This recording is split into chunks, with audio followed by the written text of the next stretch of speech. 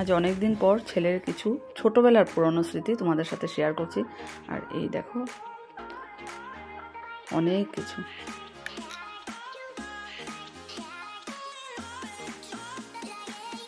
Hello বন্ধুরা, good morning, welcome back to my channel Amit Jaya চ্যানেলে তোমাদেরকে অনেক স্বাগত, অনেক ভালোবাসা জানিয়ে আজকে একটা নতুন ব্লগ শুরু করছি। তো সকালবেলা অ্যাজ ইউজুয়াল আমার চা রেডি করছি, স্পেশাল চা আমুল তাজা দিয়ে, আর ছেলের বনবিটাও রেডি করছি, আর একটু গোলমরিচের গুঁড়ো মিলিয়ে দিচ্ছি। ভালোই লাগে, দুধ চাতে ভালো লাগে, লাল চাতে তো খুব বেশি ভালো লাগে।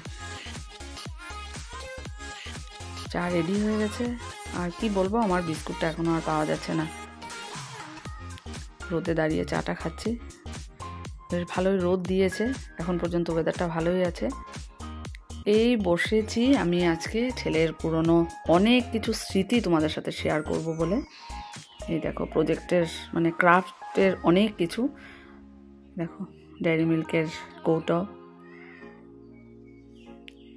কারণ কার্মেল স্কুলে যখন ছেলে পড়াশোনা করেছে তখন অনেক কিছু প্রজেক্টের জিনিস লাগতো।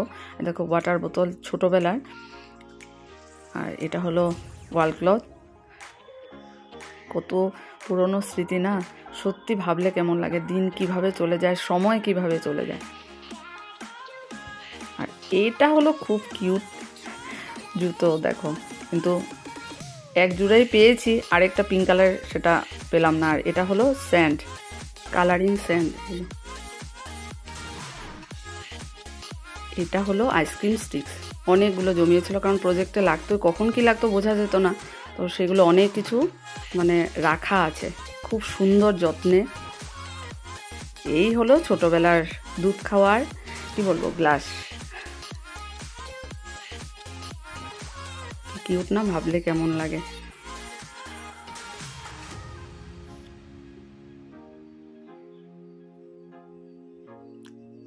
এটা হলো রুবি দিয়েছিল, রিমার বোন রুবি, ওয়াটার কালার, কারণ আমার ছেলে ক্রাফট করতে খুব ভালোবাসত। আর এটা হলো ডিমের বাকলা দিয়ে শিব টেম্পল বানানো, দেখো এখনও সেই আগের মতো আছে। আর এইটা দেখো ফ্যান কিনেছিল কোথা থেকে জানি না, আগে এটা দিয়ে খুব ঘোরাতো, আর এত ভালো লাগছে। আর এই হলো এত কিউট দুটো জুতো, দেখো এটা পেয়েছি আর ওটার কালারে পেলাম না। এখানে দেখো পুরো জিনিস ওর, আমার ছেলেরই জিনিস এখানে ভর্তি, কিছু কন্টেনারও পেয়েছি। আর এটা হলো উল দিয়ে, উলটা দেখো আর একটা একদম পুরো নতুন আছে, উল দিয়ে এই যে ফুল বানিয়েছিল, কি সুন্দর না ফুলটা।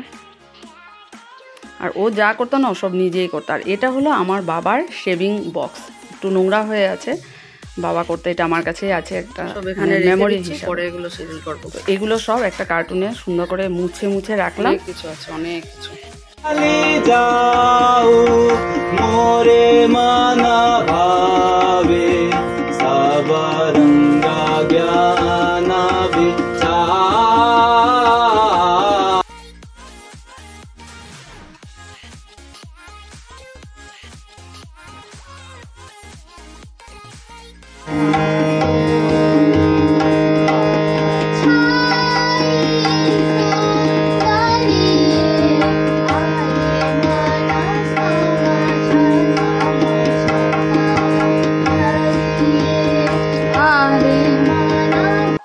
শামু আর স্যারের জন্য একটু চা বানিয়ে দিচ্ছি, আর ওটার মধ্যে না একটু কফি মিলিয়ে দিলাম, ঠান্ডার মধ্যে ভালোই লাগবে।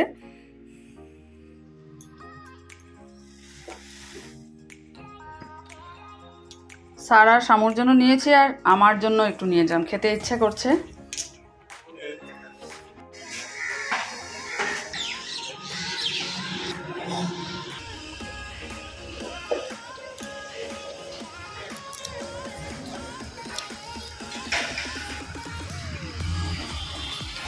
স্যারের গাড়ি চলে গেল, তবলার ব্যাটারি শেষ, চলো এখন বাড়িতে যাই, গিয়ে অনেক কাজ।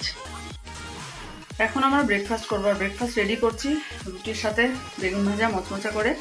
আর কি করব, ক্লাস করতে দেরি হলো। আর তার আগে তোমরা দেখেছোই আমি আমার ছেলের প্রজেক্টের জিনিসগুলো সব এক জায়গায় ঠিক করে রাখলাম, অনেক কিছু পেয়েছি, তো সেগুলোকে করতে গিয়ে একটু ভাবলাম যে না, আজকে যেহেতু এক্সাম ডিউটি নেই, বাড়িতেই আছি, তাহলে এই কাজটা করে নিই, সুবিধা হবে। রাতে সেগুলো হয় না, কারণ কি অনেক দিনে না একটু নোংরা হয়ে রয়েছে, তাই সেগুলো করতে করতে ক্লাস চলে আসলো, তবলা প্র্যাকটিস হয়ে গেছে। এখন ছেলে আর আমি ব্রেকফাস্ট করবো, চলো। তো এই দেখো আমার ছেলের ছোট্টবেলার, খুব ছোট্টবেলার জুতো দেখো, যখন বিছানায় শুয়েছিল তখন। আর একটার পেয়েছি আর একটার পেলাম না, পিঙ্ক কালারটা কোথায় গেছে জানি না। তো তবুও মনে করলাম না, ওগুলোকে সুন্দর করে ধুয়ে শুকিয়ে উঠিয়ে রেখে দেবো শোকেজে। মানে কি বলবো, এটা সত্যি মেমোরেবল থাকবে। দেখো কি মজা লাগছে না, কি কিউট জুতোগুলো, ভাবতে মানে কেমনই লাগে না, ছোট্টবেলার দিনগুলো কত তাড়াতাড়ি করে পার হয়ে গেছে।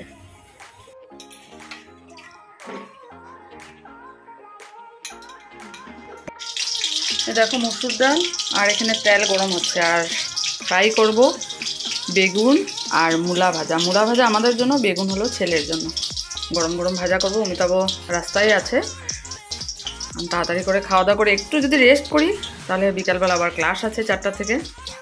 আর এদিকে দেখো প্রেশার কুকারে ভাত হয়ে গেছে অলরেডি। তো ভাজাটা করছি, গরম গরম অমিতাভ আসলে লাঞ্চটা রেডি করে দেবো। মূলা ভাজা আগে করছি, তারপর বেগুন ভাজা করব। একটু ভাত দিয়ে নিয়েছি মূলাকে। এই দেখো বেগুন ভাজা, মূলা ভাজা রেডি। এখন গ্যাসটা অফ করে দিই। এখন চলো লাঞ্চটা রেডি করব। খাওয়া দাওয়া শেষ করে বাসন সব কিছু ধুয়ে বাইরের কাপড় জামা উঠিয়ে এখন ভালো করে চুলটা আঁচড়ে নিলাম আর সিঁদুর একটু পরে নিলাম। কারণ এখন বাজে কটা জানো, 4টা 2-3 হবে, এখনই আমার ক্লাস চলে আসবে। আজকে আর রেস্ট করা হলো না, খেতে খেতে দেরি হলো। কারণ অমিতাভর জন্য অপেক্ষা করছিলাম যে একসাথে খাবো, তাই ওর আস্তে আস্তে প্রায় 3:15 হয়ে গেল। তারপর খেয়ে দিয়ে সব কিছু শেষ করে আস্তে আস্তে এই এখন আমি গরম জামা পরে নিয়েছি, ভীষণ ঠান্ডা লাগছে। আর এখনই ক্লাস চলে আসবে, ক্লাসে বসবো। তো চলো আবার পরে কথা হচ্ছে।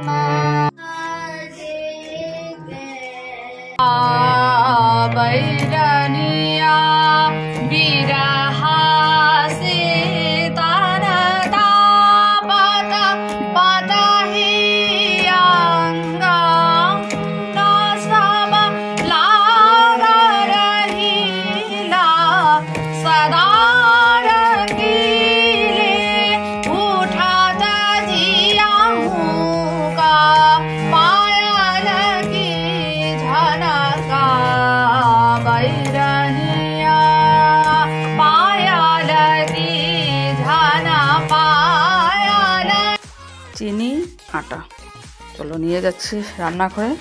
তো ক্লাস শেষ হলো, সেই বিকেল 4টা থেকে ক্লাসে বসেছিলাম আর এখন সন্ধ্যে 7টা। তো ক্লাস এইমাত্র শেষ করলাম আর এই রান্নাঘরে এসে চা বানাবো, যার জন্য আগে দুধটা জাল দিয়ে নেব। আর এখানে দেখো এবারে ফ্লিপকার্টের অর্ডারটা করা হয়নি এখন পর্যন্ত, করব করে সময়টা চলে গেছিলো। আর এখন যখন ভেবেছি করব, কাল ছেলে দেখলো কিছু জিনিস যেটা আমার দরকার সেগুলো আউট অফ স্টক। তো এখন আর করব না, কয়েকদিন ছেলে বললো 3-4 দিন পর করি, তাহলে জিনিসগুলো চলে আসবে। তো যার জন্য চিনি কিনে আনা হলো, কারণ এখন তো আমি ব্রাউন সুগারটাই খাই। তবে আটাটা আমার মানে চাক্কি আটাটা আমার ভালো লাগে না, জানি ওটাতে ভীষণ প্রোটিন, কিন্তু কি করব, আমার ওটা ভালো লাগে না। যার জন্য আটা তো আমি কিনেই আনি, কিন্তু বাকি অনেক কিছু আমার জিনিস বাড়ন্ত হয়ে রয়েছে, কিন্তু কি করব। তো যাক, এখন দুধটা জাল দেবো, চা বানিয়ে খাবো, তারপর ভীষণ মাথা ব্যথা করছে আর ঠান্ডাতে বসে না পা ব্যথা করছে। চা খেয়ে কিছুক্ষণ একটু রেস্ট করে তারপর রান্না করতে হবে। কাল আবার সানডে, সকাল থেকে ক্লাস। চলো দুধটা জাল দেই। ফুলকপি দিয়ে ডালের বড়া দিয়ে তরকারি হবে। তো পেস্ট অনেক আছে, ডাল পেস্ট, তো কিছুটা রেখে দিলাম ফ্রিজে, কাল খেতে পারবো। আর বাকিটা যে ডালের বড়া করছি। ডালের বড়া করার সময় আমার মার কথা ভীষণ মনে পড়ে, খুব ভালো মুসুর ডালের বড়া করতো মা, হেভি টেস্টি হতো। তো এদিকে রাতের ডিনারে এই দেখো তরকারি আর এই যে রুটি